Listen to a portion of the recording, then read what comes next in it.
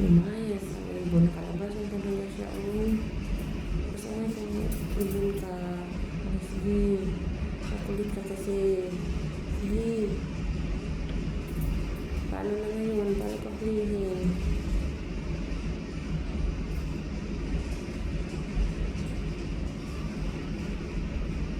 Ito binuksan niya. Marunong ka na. Buang na yung bahay namin. Ala. Kasing kulit ni Zayan tong mga ibon na to. Ala, sige, lipad kayo, lipad. Lipad. Makulit kayo. Sige. Lumayas kayo ha. Kulit-kulit nyo ha. Sige. Kung kulit nyo na, lumayas kayo sa kulungan.